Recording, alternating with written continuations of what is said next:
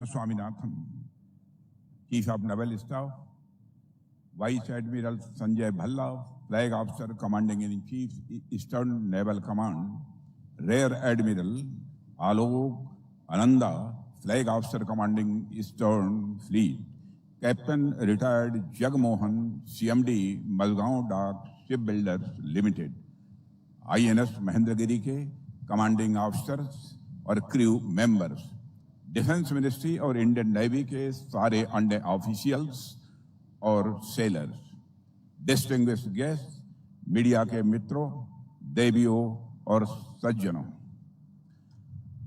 सबसे पहले तो मैं बधाई देना चाहता हूं अपने navy chief admiral Krishna Swaminathan को, क्योंकि उनकी नियुक्ति एज ए नेवल चीफ के रूप में होने के बाद पहली बार मैं किसी कार्यक्रम में शामिल हुआ हूं और आज एडमिरल कृष्ण स्वामीनाथन को बोलते हुए और हिंदी में बोलते हुए पहली बार हमने सुना है। देवियों और सज्जनों, मैं कह सकता हूं एडमिरल कृष्णा स्वामीनाथन को सुनने के बाद यदि मुझे कोई कहे कि इनकी स्पीच के बारे में आप रेटिंग करिए तो मैं ये कहूंगा एक्सीलेंट।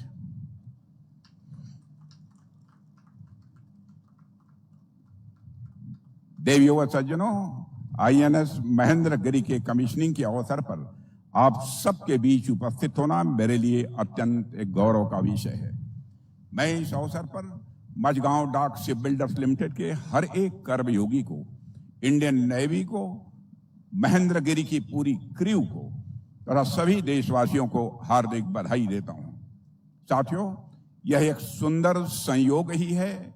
यह कमीशनिंग आंध्र प्रदेश के विशाखापट्टनम में हो रही है।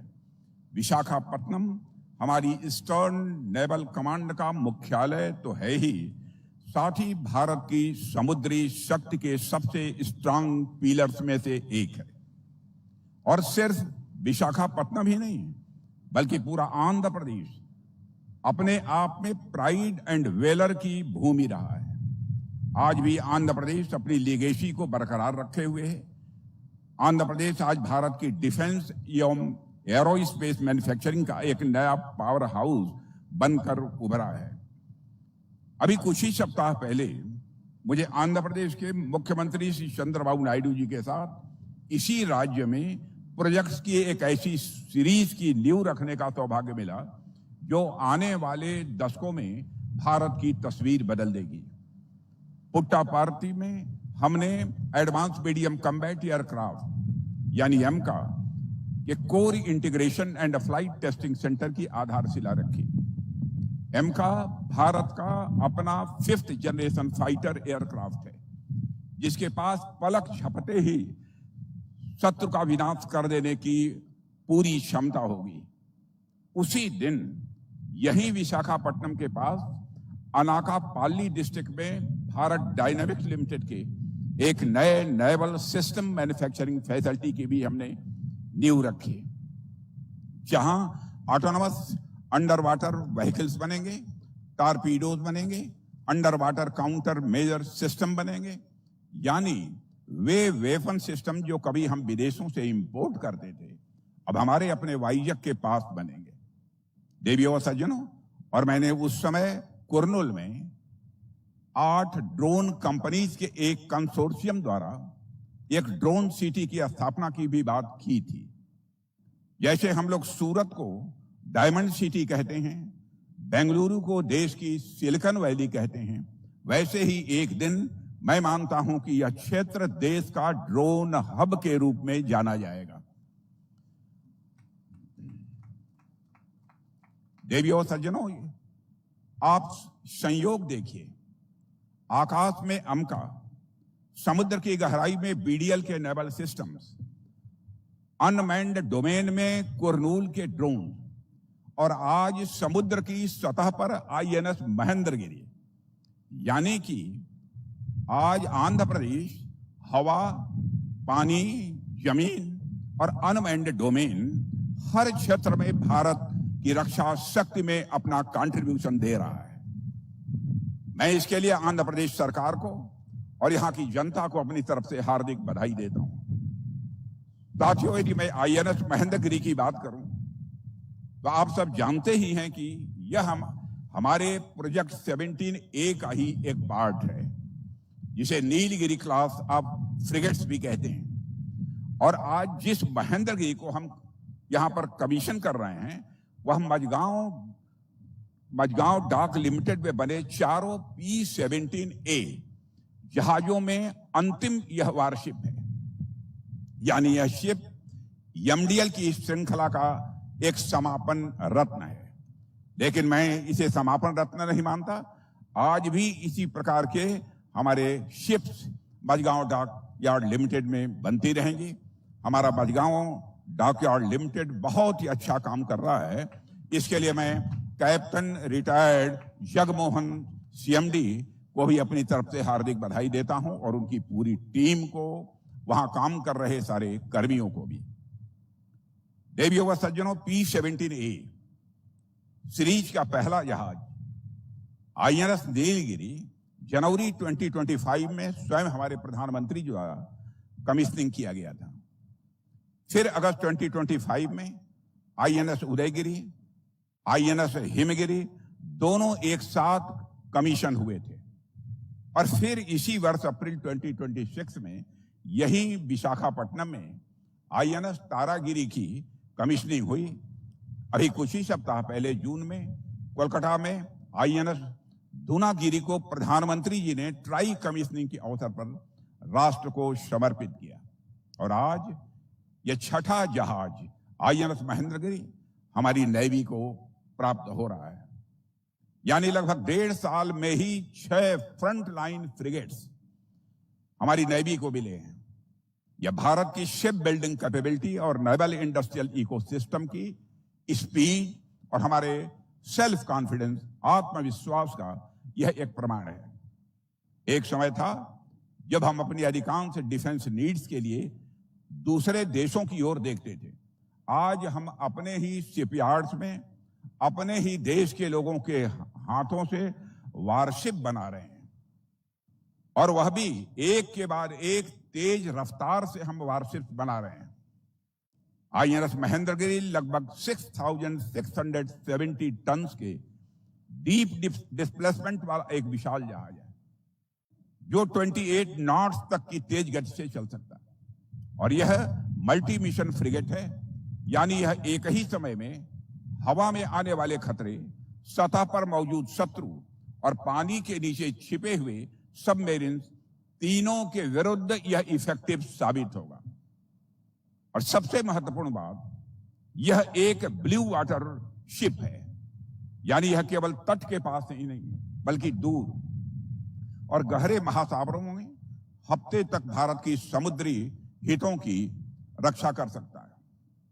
यानी हमारे देश भारत ने अब तक समुद्र के माध्यम से अपनी दिशा तय की है, और अब हमारा देश समुद्र की दिशा तय करने की क्षमता भी अपने अंदर विकसित कर रहा है। और साथियों, आईएनएस महेंद्रगिरी का क्रेस्ट भी अपने आप में एक गहरा संदेश देता है। इसके क्रेस्ट पर महेंद्रगिरी पर्वत के शिखर पर विराजमान गोशाक यानी बाज का चित्र अंकित है।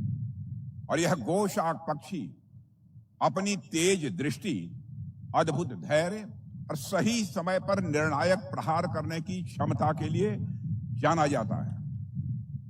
समुद्र में भी एक वारशिप से यही अपेक्षा होती है, वह हर समय अलर्ट रहे, दूर तक देख सके, हर परिस्थिति का सही आकलन करे और आवश्यकता पड़ने पर निर्णायक कार्रवाई करने में भी वह सक्षम हो। यह क्रेस्ट अपने आप में आईएनएस महेंद्रगिरी की कैपेबिलिटी का प्रतीक है। साथियों, आईएनएस महेंद्रगिरी की सबसे बड़ी विशेषताओं में से एक यह भी है कि इसमें 75% से अधिक इंडिजिनस कंटेंट का उपयोग किया गया है। यह आंकड़ा भारत की डिजाइन कैपेबिलिटी, मैन्युफैक्चरिंग एक्सीलेंस और डिफेंस इकोसिस्टम की बढ़ती हुई ताकत का यह प्रमाण है, ऐसा मैं मानता हूं।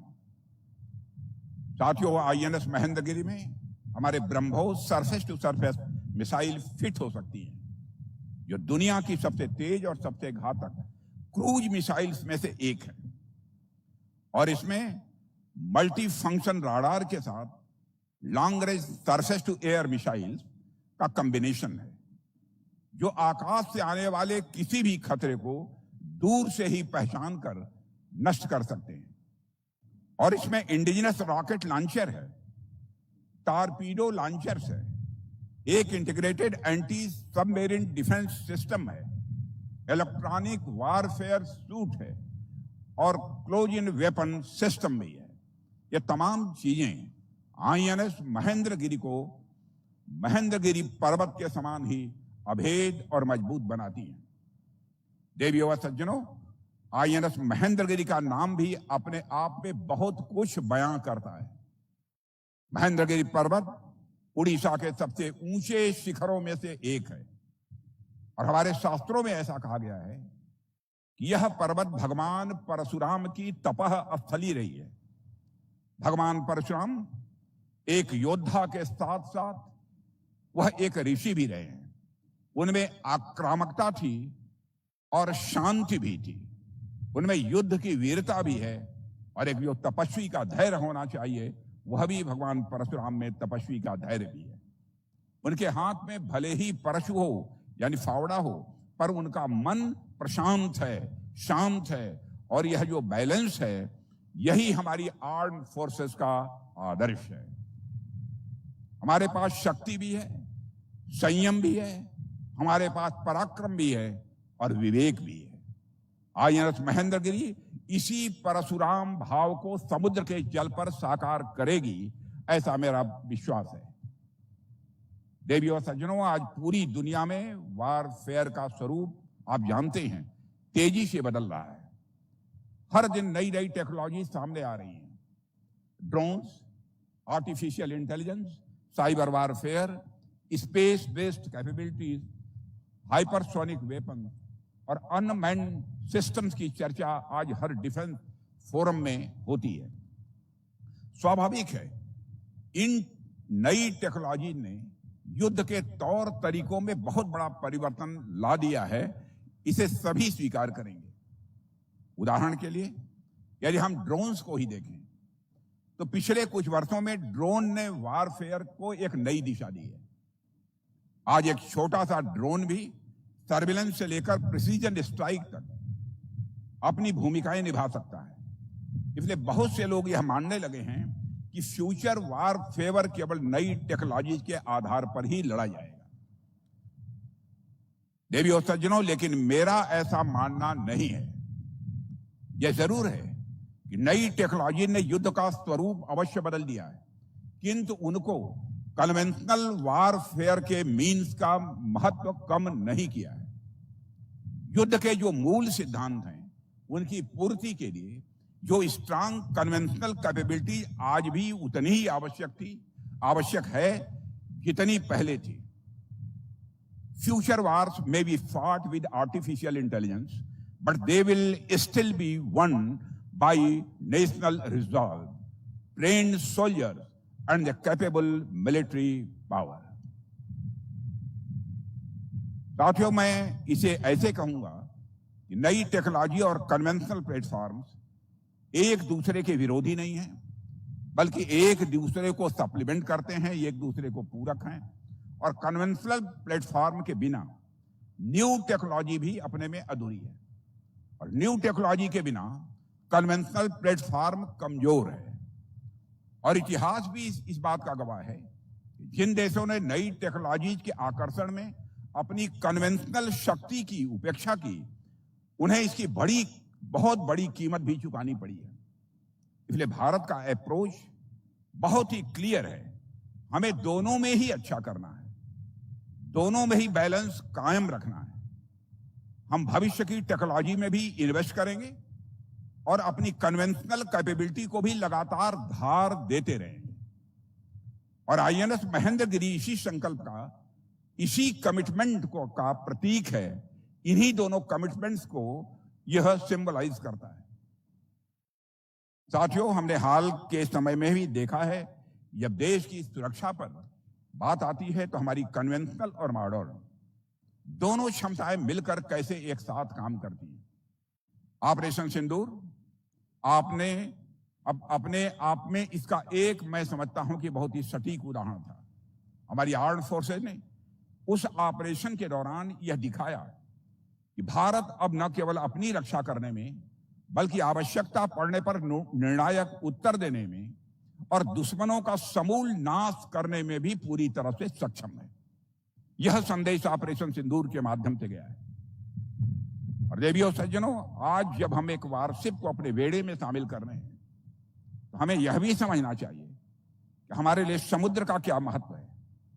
आज के समय में मैरीटाइम सिक्योरिटी और इकोनॉमिक सिक्योरिटी दोनों को अलग अलग करके नहीं देखा जा सकता। समुद्र हमारे सिक्योरिटी के साथ साथ हमारे ट्रेड, हमारे व्यापार, हमारी सप्लाई चेन, हमारी एनर्जी सिक्योरिटी और हमारी इकोनॉमिक प्रोग्रेस की भी मैं मानता हूं कि एक लाइफ लाइन है। वैसे भी आज के समय में पूरी दुनिया की निगाहें इंडो पैसिफिक रीजन पर है और इस क्षेत्र में भारत की भूमिका बहुत ही महत्वपूर्ण है। हमारे प्रधानमंत्री जी ने इसके लिए एक विजन दिया है, Mahasagar, mutual and holistic advancement for security and growth across region. हम इस रीजन में सबके लिए सुरक्षा और विकास चाहते हैं।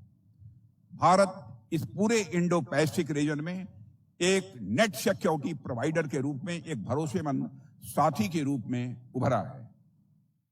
देवी और सज्जनों, हमारी नेवी ने बार बार यह साबित किया है कि हम वास्तव में इस पूरे इंडो पैसिफिक रीजन के सबसे भरोसेमंद साथी हैं। चाहे किसी प्राकृतिक आपदा में एसएडीआर ऑपरेशंस करना हो, चाहे समुद्री लुटेरों और एंटी पायरेसी के विरुद्ध कोई कार्रवाई करनी हो, चाहे संकटग्रस्त देशों से अपने और मित्र देशों के नागरिकों को सुरक्षित निकालना हो, हमारी नेवी फर्स्ट रेस्पॉन्डर और प्रीफर्ड सिक्योरिटी पार्टनर दोनों रही है। साथियों, हाल ही की घटनाओं ने भी एक बार फिर यह सिद्ध किया है कि एक सक्षम और रेस्पॉन्सिव नेवी किसी भी राष्ट्र के लिए कितनी आवश्यक होती है।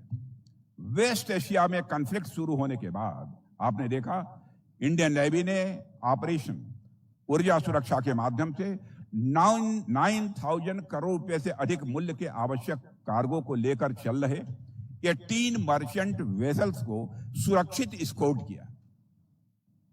यानी हमारी नेवी केवल एक फाइटिंग फोर्स नहीं है, बल्कि भारत के इकोनॉमिक इंटरेस्ट की भी मजबूत संरक्षक बनकर हमारी यह इंडियन नेवी इमर्ज की है। साथियों, आईएनएस महेंद्रगिरी इस पूरी मैरीटाइम स्ट्रेटेजी को और मजबूत करेगी। यह हमारे ईस्टर्न सी बोर्ड की शक्ति को यह बढ़ाएगी, हमारी ब्लू वाटर रीच को यह विस्तार देगी और इंडियन ओशन रीजन में भारत की उपस्थिति को और अधिक मजबूत बनाएगी। देवी और सज्जनों, इस शिप के पीछे हजारों इंजीनियर्स, डिजाइनर्स और वर्कर्स की वर्षों की अथक मेहनत रही है। आपने मात्र 75 मंथ्स के रिकॉर्ड टाइमलाइन में ही यह शिप हमारी नेवी को सौंप दिया है।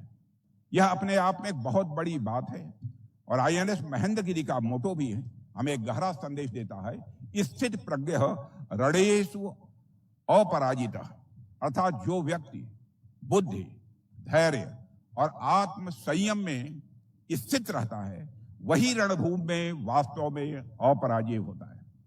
मुझे विश्वास है कि आईएनएस महेंद्रगिरी भी अपने इसी मोटो के अनुरूप हर परिस्थिति में राष्ट्र की सेवा करते हुए भारत की समुद्री शक्ति को नई ऊंचाइयों तक पहुंचाएगा।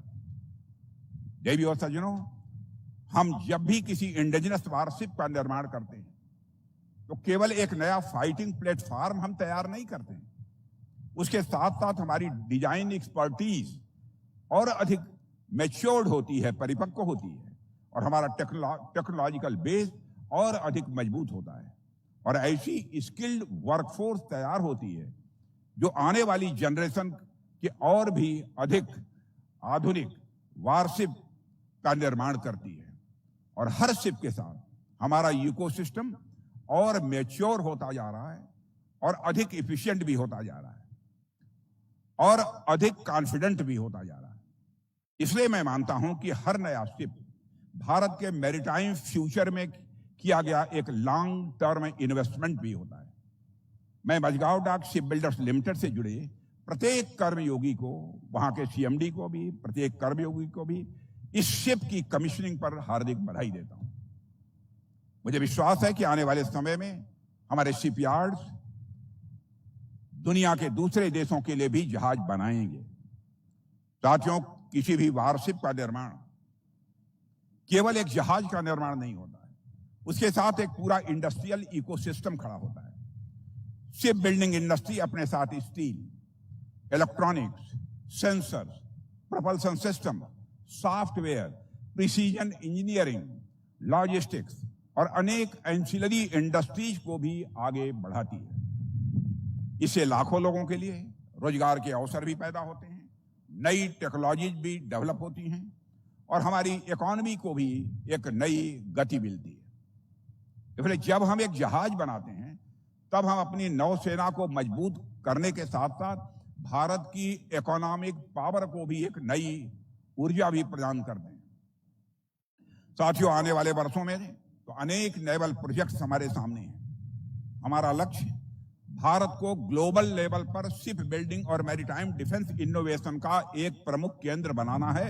यह हम सभी का, हमारी सरकार का यह लक्ष्य है और मुझे पूरा विश्वास है कि आने वाले समय में हमारा देश इस क्षेत्र में विश्व के अग्रणी देशों में अपनी एक अलग पहचान बनाकर रहेगा। साथियों, हम domestic industry, private sectors, MSMEs, startups, innovators और हमारे जो ग्लोबल पार्टनर्स हैं, सभी को साथ लेकर हम आगे बढ़ना चाहते हैं और इसी सोच के साथ हमारी सरकार मैरीटाइम इंडिया विजन 2030 पर तेजी से कार्य कर रही है और इसके माध्यम से हम अपने पोर्ट्स का मॉडर्नाइजेशन भी कर रहे हैं। इनलैंड वाटरवेज का हम तेजी के साथ विस्तार भी कर रहे हैं। लॉजिस्टिक्स नेटवर्क को और भी अधिक हम सक्षम बना रहे हैं तथा एक वर्ल्ड क्लास मैरीटाइम इकोसिस्टम के निर्माण की दिशा में हम निरंतर आगे बढ़ रहे हैं। साथियों, सरकार द्वारा maritime development fund, ship building financial assistance scheme तथा शिप बिल्डिंग डेवलपमेंट स्कीम जैसी अनेक इंपॉर्टेंट इनिशिएटिव्स भी प्रारंभ किए गए हैं और इन प्रयासों से हमारी इंडस्ट्रियल बेस और मजबूत होगी। शिप बिल्डिंग कैपेसिटी का भी निश्चित रूप से विस्तार होगा और भारत के बढ़ते जो इकोनॉमिक इंटरेस्ट की सुरक्षा के लिए हमारी मैरीटाइम कैपेबिलिटीज भी उसी अनुपात में सशक्त होंगी, मजबूत होंगी। आज भारत का डिफेंस सिस्टम पहले की तुलना में कहीं अधिक ओपन, कहीं अधिक कैपेबल और अधिक सेल्फ रिलायंट है। हम चाहते हैं कि देश का हर वह टैलेंट जो भारत को मजबूत बनाना चाहता है, इस नेशनल मिशन का वह हिस्सा बने। और मैं विशेष रूप से देश के नौजवानों से कहना चाहता हूं, आप इंजीनियर हैं, आप इनोवेटर हैं, आप इंटरप्रेन्योर हैं, आप रिसर्चर हैं या इन्वेस्टर हैं, तो आपसे आज से बेहतर अवसर शायद पहले कभी नहीं था। आइए केवल अपने भविष्य का ही नहीं, आइए केवल अपने भविष्य का ही नहीं बल्कि भारत के भविष्य का भी हम निर्माण करें। ऐसे शिप्स बनाएं जो हमारे समुद्रों की रक्षा करें, ऐसी टेक्नोलॉजी हम डेवलप करें जो आने वाले युद्धों की दिशा तय करें और ऐसे सिस्टम तैयार करें जो भारत को आत्मनिर्भर बनाएं, भारत को सेल्फ रिलायंट बनाएं। अंत में मैं एक बार फिर इंडियन नेवी को, मझगांव डाक के हर कर्मयोगी को, आंध्र प्रदेश की जनता और सरकार को और सबसे बढ़कर आईएनएस महेंद्रगिरी की क्रू और उनके परिवार के सदस्यों को हार्दिक बधाई देता हूं और मेरी शुभकामना है कि यह जहाज हमेशा सुरक्षित रहे, हमेशा विजयी रहे और भारत की समुद्री शक्ति का एक गौरवशाली अध्याय बनकर समुद्र की लहरों पर अपना परचम सदैव लहराता रहे। इन्हीं शुभकामनाओं के साथ आप सबको धन्यवाद देते हुए अपना निवेदन समाप्त करता हूं। बहुत बहुत धन्यवाद।